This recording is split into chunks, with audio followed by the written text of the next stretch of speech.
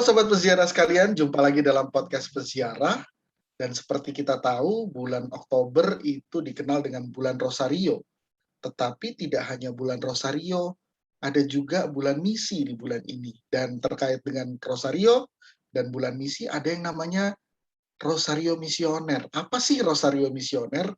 Kita akan ngobrol bersama dengan Romo Nurwidi dari Karya Kepausan Indonesia bersama-sama dalam edisi kali ini. Tapi sebelumnya, mari kita buka dulu dengan tanda kemenangan kita dalam nama Bapa dan Putra dan Roh Kudus. Amin. Ya, Romo Nurwidi, terima kasih Romo sudah mau hadir di podcast Peziarah kali ini, Romo, dan kita akan ngomongin tentang Rosario Misioner. Kami penasaran nih, Romo, sebenarnya Rosario Misioner tuh apa ya, Romo? Apa bedanya dengan Rosario yang biasa, Romo? Ya, sahabat peziarah, sahabat misioner, Bro NC semua, sangat senang nih bisa jumpa dengan Anda semua. Rosario Misioner.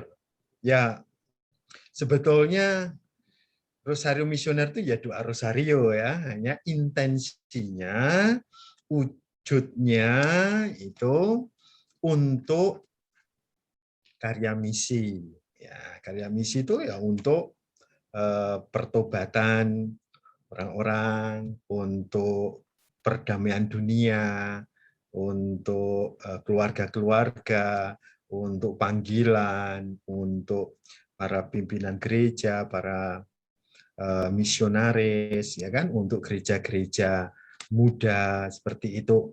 Intinya bukan untuk kepentingan sendiri, ya kan, tapi untuk kepentingan dunia dan gereja.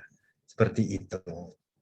Oke, jadi tetap sama doa Rosario, tetapi wujudnya, intensinya yang dipusatkan untuk karya misi, begitu Romo? Ya, intensinya karya misi. Tentu nanti ada intensi-intensi wujud-wujud itu nanti dinyatakan, ya kan, dalam itu butiran-butiran yang kelihatan di background saya itu kan. Oh, yang warna-warni itu Itu ya, kan Romo ya? ya, itu kan ada warna kuning, ada warna merah, ada warna biru, ada warna hijau, itu. Ya, kalau mau disebut itu perbedaannya bisa jadi itu. Jadi secara fisik kalau rosarionya sih sama semua, ya kan, rosarionya sama, hanya warnanya, dan warna ini kan nanti mengandung arti atau mengandung maksud tertentu itu. Oke, nah mungkin Romo boleh cerita juga nih Romo, masing-masing warna tadi kalau Romo bilang ada maksud tertentu, simbolisasi tertentu, apa saja ya Romo? Kuning itu apa? Hijau itu apa? Gimana Romo? Betul.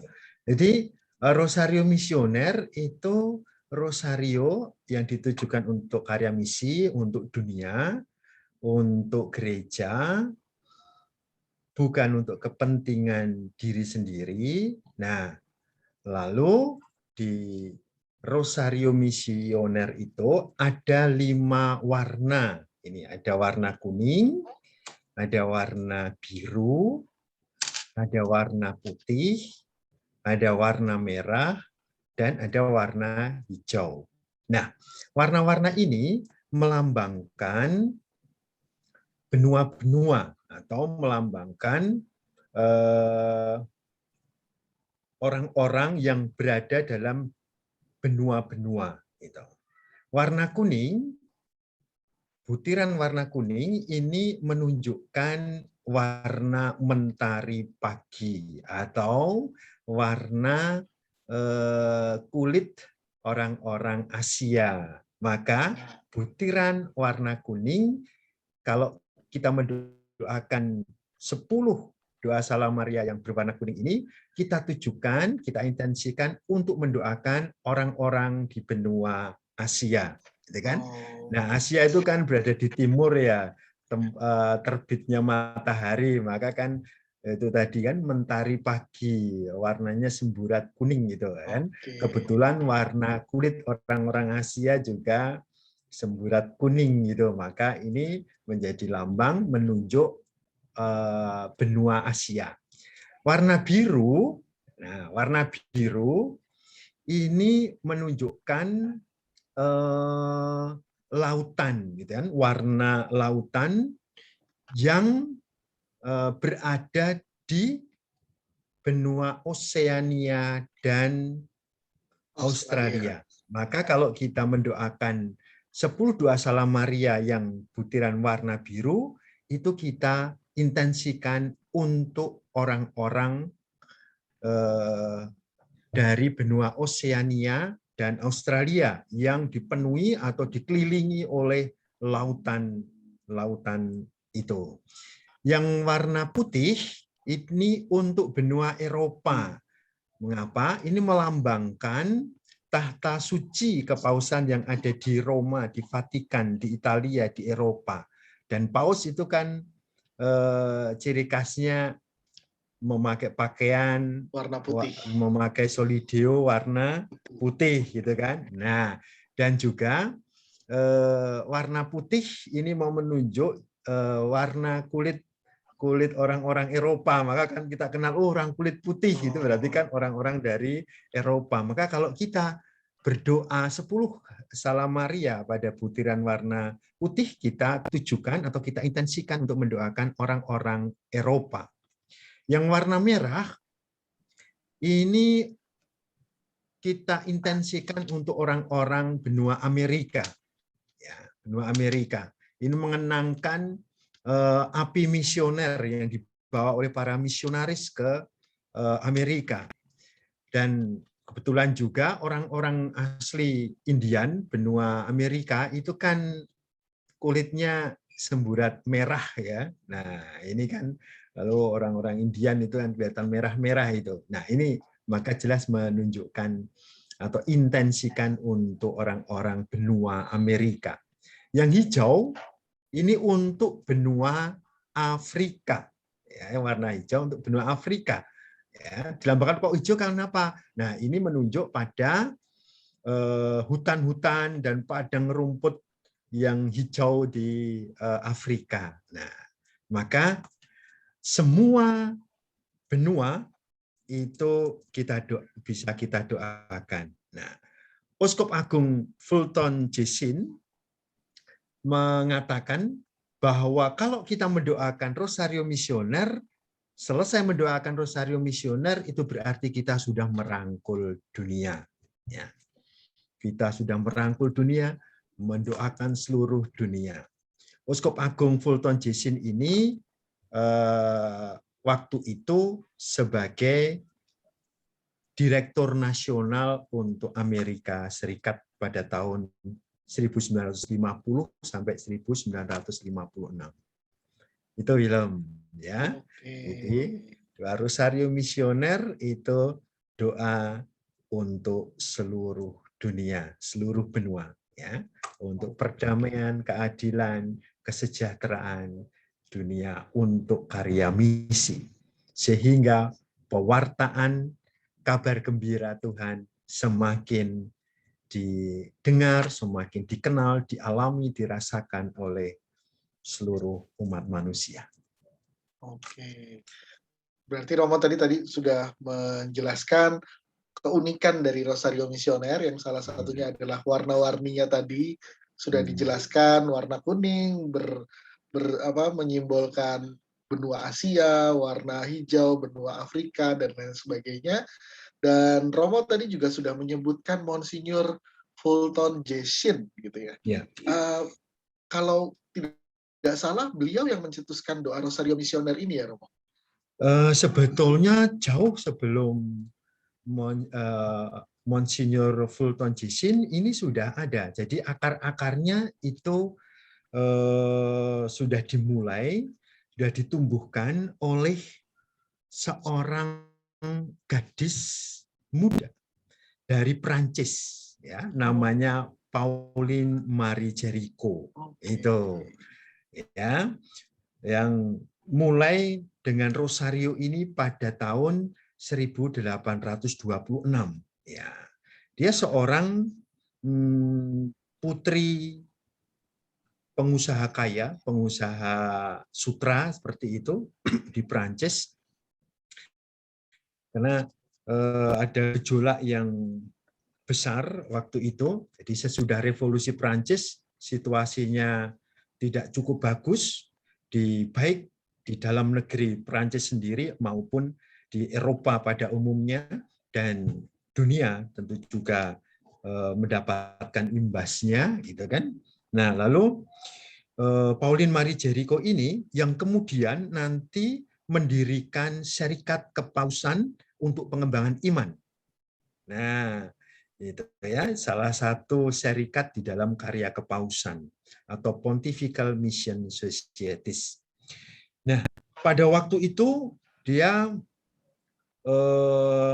ikut prihatin terhadap situasi gereja dan situasi dunia ya, sesudah revolusi Prancis itu, dan dia tergerak pada suatu hari Minggu ketika mengikuti perayaan Ekaristi.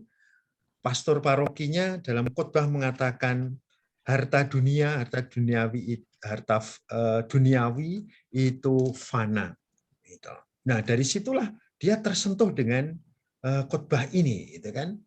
Lalu dia mulai memberikan perhatian ini, dia mencari, merenungkan khotbah itu. Nah, dari gerakan hati ini, gerakan batin ini, kemudian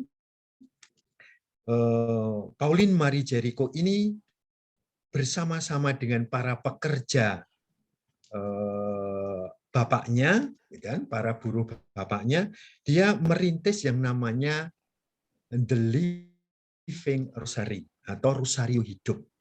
Nah, dari Rosario Hidup ini yang dia mulai rintis tahun 1826, kemudian lahirlah Rosario Misioner. Yang kemudian dikokohkan lagi, diteguhkan lagi oleh Monsignor Fulton Jessin itu pada bulan Februari tahun 1951. Nah, seperti itu. Ya kan? Nah, Rosario Hidup kan awalnya dari Rosario Hidup. Apa itu Rosario Hidup? Rosario Hidup yang dirintis oleh Pauline Marie Jericho ini adalah rosario yang dibawakan oleh 15 orang waktu itu. Jadi Pauline Marie Jericho dengan 15 buruh bapaknya ini mendoakan, satu orang diberi jatah, dia diberi tugas mendoakan 10 doa Salam Maria sekaligus merenungkan satu peristiwanya. Itu, ya kan? Nah, dengan 15 orang itu 3 peristiwa bisa terpenuhi, ya, peristiwa-peristiwa gembira, peristiwa sengsara atau sedih, dan peristiwa-peristiwa mulia, karena waktu itu kan belum ada peristiwa terang, ya kan, misteri terang itu. Nah, itulah ya, dikenal sebagai Rosario Hidup, dan intensinya adalah seperti yang tadi saya sampaikan pada awal. Intensinya untuk pertobatan orang-orang berdosa, untuk kesejahteraan dunia, perdamaian dunia, untuk panggilan, ya kan? Karena waktu itu memang panggilan juga masih minim, ya, maka didorong. Apalagi panggilan misioner, panggilan-panggilan menjadi misionaris, orang-orang yang mau diutus untuk ke tanah-tanah misi. Seperti itu, ya. Dan sahabat peziarah. Baik, berarti Romo tadi sudah menjelaskan lagi ternyata apa yang dilakukan oleh Uskup Agung Fulton Johnson tahun 1951 itu meneguhkan apa yang sudah ada, Romo, ya, berarti ya. Ya. Ada benih Rosario Hidup yang dirintis oleh Pauline Marie Jericho. Nah, mungkin sobat peziarah kalau pengen tahu ceritanya Pauline Marie Jericho atau Rosario Hidup atau Venerabilis Monsignor Fulton Johnson, boleh nih komen di komen YouTube ini supaya nanti mungkin kita bikin nih episode khusus terkait dengan Pauline Marie Jericho, Rosario Hidup, atau mungkin Venerabilis Monsignor Fulton Johnson, ya. Nah, Romo, ini pertanyaan terakhir. Lalu mengapa kemudian Rosario Misioner itu secara khusus didorong untuk didoakan di bulan Oktober, Romo? Kenapa tidak di bulan-bulan lainnya, Romo? Iya, jadi bulan Oktober itu kan ditetapkan oleh gereja sebagai bulan misi, khususnya pada tahun yang lalu 2019 itu Bapak Suci Paus Fransiskus menetapkan secara khusus itu Oktober tahun 2019 menjadi bulan misi, bulan luar biasa bagi misi itu.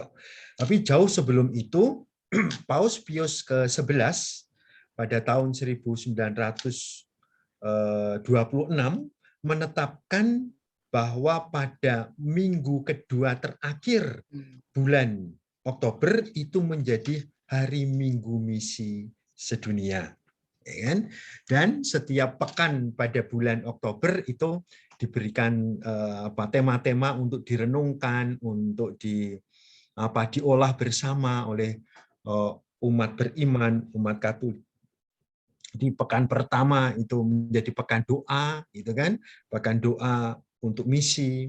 Kemudian pekan kedua itu sebagai pekan kurban, minggu ketiga itu sebagai pekan derma untuk karya misi, pekan keempat itu sebagai pekan syukur atas panggilan misioner itu. Nah, kebetulan pada bulan Oktober juga oleh gereja itu dipersembahkan untuk menghormati Bunda Maria, untuk Rosario, maka dikenal bulan Rosario juga.